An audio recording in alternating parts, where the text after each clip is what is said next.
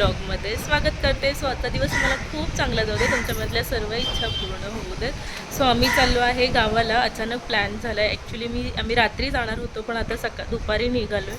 मी आता पनवेलला पोहोचलो. थोडं लंच ब्रेक घेतला आणि पुढे जाऊ कंटिन्यू करू. सो एक्सायटेड की मी गावी जाणार आहे म्हणून. I am so happy. So stay tune. आमची गाडी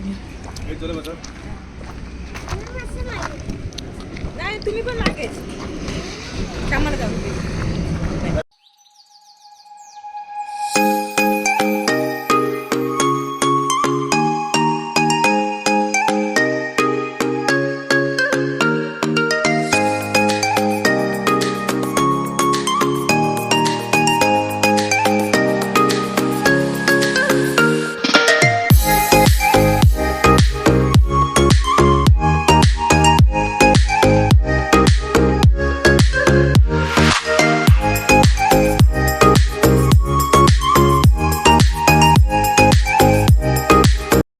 फायनली आम्ही पोळतपूरला येऊन पोचलो. निघू आता इथून.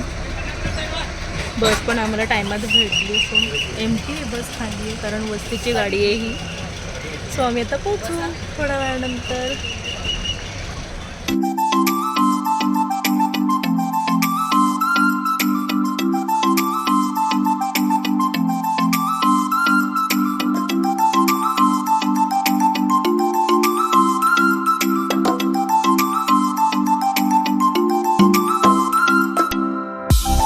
आणि फायनली आम्ही नवऱ्या मुलीच्या घरी पोहोचलो. त्याच्यानंतर मी उठण्याला अजून टाईम होता म्हणून मी फटाफट चेंज केलं आणि बायकासुद्धा खूप जमला होता. टाईम व्हायला आला होता.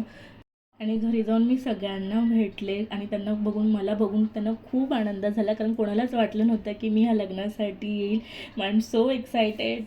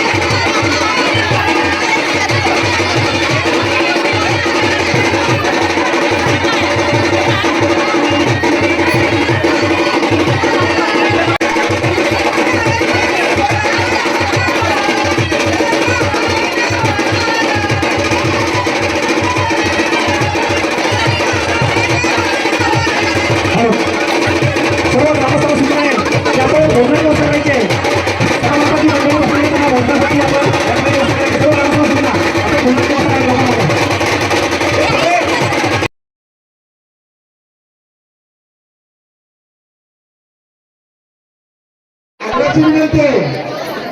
त्याचप्रमाणे ग्रामस्थांना विनंती आहे, आपण भोजनाची तयारी करा ताबडतोब. इथं बघा समोर, बघा इकडे बघा समोर. सगळी बघा इकडे मंडपाच्या वरच्या साईडला पाणी ठेवून हात धुण्यासाठी. एक मिनिट हा.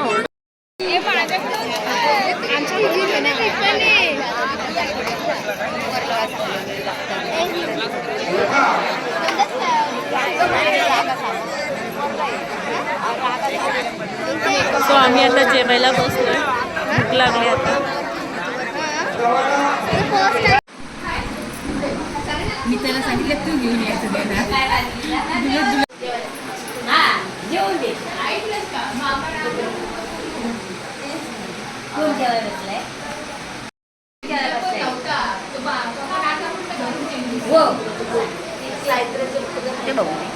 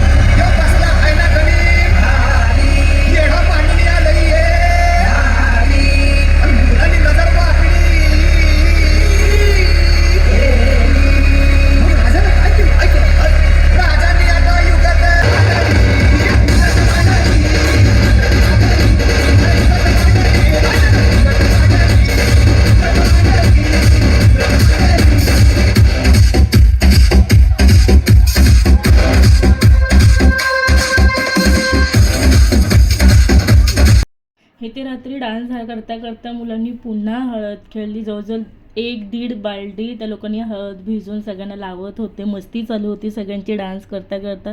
त्याच्यानंतर आम्ही 12च्या नंतर घरी गेलो, कारण नेक्स्ट डेसुद्धा सकाळी लवकर उठायचं होतं, कारण घरी पण खूप माणसं होती आणि लेट पण होत होतं. रियांश सोबत होता आमच्यासोबत, म्हणून आम्ही डान्स वगैरे करून झाल्याच्यानंतर 12 वाजता आम्ही घरी गेलो. सो रात्री घरी जाताना रात्री रियांशला स्टार्स वगैरे खूप छान प्रकारे दिसत होते, कारण इथे मुंबईमध्ये जेवढे स्टार आपल्याला दिसत नाही तेवढे स्टार त्याने रात्री घरी जाता जाता बघितलं. It's good experience for Riyansh.